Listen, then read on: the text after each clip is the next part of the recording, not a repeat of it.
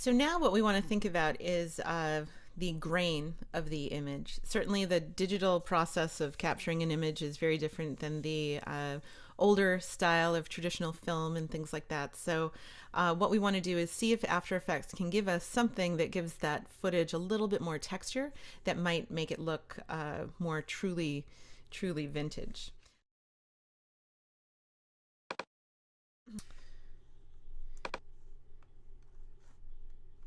Going to create a new adjustment layer, and this one we'll call grain. And just be warned, this is something that, again, really depends on the type of footage that you have already. And it also depends on the way that you want it to look. But when we start to add things like grain or texture to film, remember that that's really going to impact your render time. So let's take this add grain and drop it onto our adjustment layer. You can see that we have a little box here. This box is going to be our preview window. And let's move it over here so that we can just kind of see what the figure looks like as we make the change happen. And so when I have this here, and hopefully you're able to see this on your own screens if you can't see it on the little tutorial video here, but being able to see kind of what's happening in a light area and what's happening in a dark area will be important. And certainly the way that the figure is rendered is of interest too. Now if you want to move this around, you can. So if you want to see what's happening in this area as far as the grain is concerned, you can do that. But it basically just kind of conserves some of your resources. Now you want to make sure that before you render it, you switch from preview to final output here, because if you don't, then just this area will usually be rendered, which seems like a little bit of a flaw to me, but who am I to judge? So you can also see that we have some presets here. So if you have a very specific look that you're going for, certainly pulling a lot from the different types of films from Eastman Kodak, you can work with those. So if we take a look at the high speed negative, you can see the little colors and pieces that are in there. If you go to something like Kodak Vision, there's a little bit of a switch. But what we can do is we can actually modify these ourselves. If you want to change the look of the box, you can extend it out there, and you can see the difference again as we go from the interior of the box to the exterior.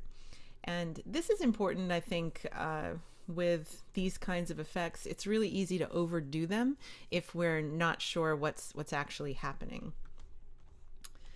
So here's where underneath tweaking, we've got some different kinds of things that we can play around with. And if you want to increase or decrease the intensity, you can see what's happening there. And I'm going to knock it back just a little bit, and going to keep, you can see the balance of the softness. And you can change the size of the grain depending on what kind of look you're going for. Maybe we'll just keep it at that one. And then we'll go ahead and jump to color. And this is where you can make it monochromatic if you wish. And you can see that, maybe we'll zoom in here.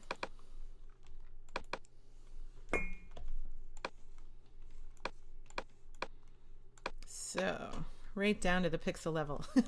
So if we switch from, we're on monochromatic now, but if we switch back,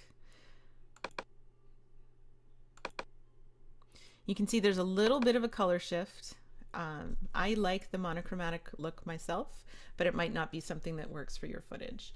And sometimes with the tweaking, this is a nice place to determine how big or how small you want your grain. So that looks a little bit less blocky to me. You can work on the tint. You can change the tint color if you want to. Obviously, lots of things to play around here. There's some different options with application and different ways to change things in the shadows and midtones and highlights.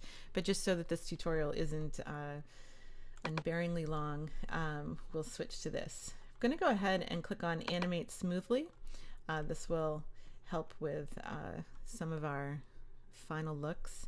And if you decide that you want to blend it with the original, you can certainly do that here. But I'll encourage you to experiment with what we have going on here, just because it's a nice little way to play with the footage and see what works best for you. So we'll come back to our fitting up to 100%, and we're going to switch this from preview to final output.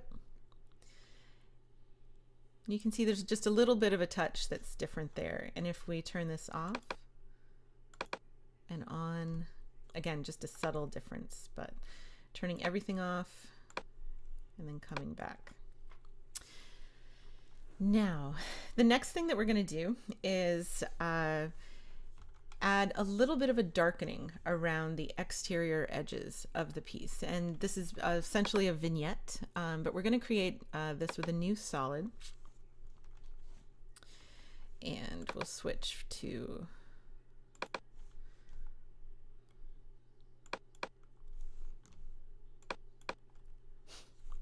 and then we'll create a quick mask using our ellipse tool,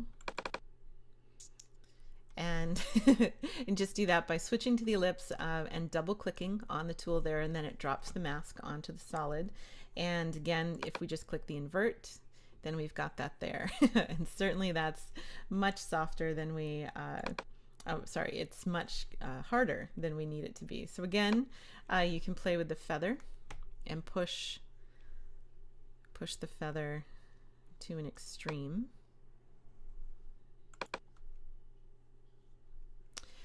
And again, this is where, you know, personal preference falls into place. If you like the darkened look, you can do that. If you wish, you know, you can change the color that you're working with here. If you make that a lighter color, then you can push it in a different direction. If you wanted to push a certain color, you could do that there too. But if I wanted to soften it a bit more, I can play with the opacity here.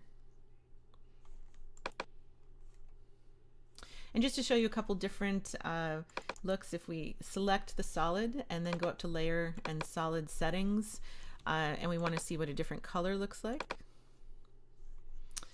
So you can see if you wanted to push, you know, sometimes with a vintage look, you can push the blues or the purples. So we'll just move these kind of out of the way so you can see what's happening. So there's a different type of look as well. If we switch to a red, you can see it gets that orangey type glow that you see in a lot of things.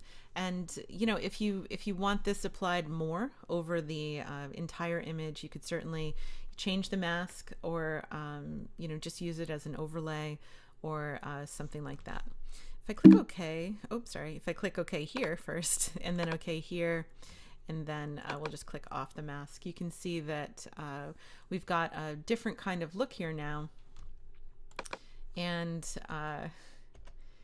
it's going to chug away because of all of that grain, certainly. But if you think about the way that the original footage looked, we certainly have a very different look now. And if we turn off all of these to preview, you can see the difference. So again, depending on the type of footage that you're working from to start and the type of vintage look that you're going for, there are a lot of different kinds of possibilities, but hopefully this gives you a inroad into making some of those decisions and getting towards the look that you want for your work.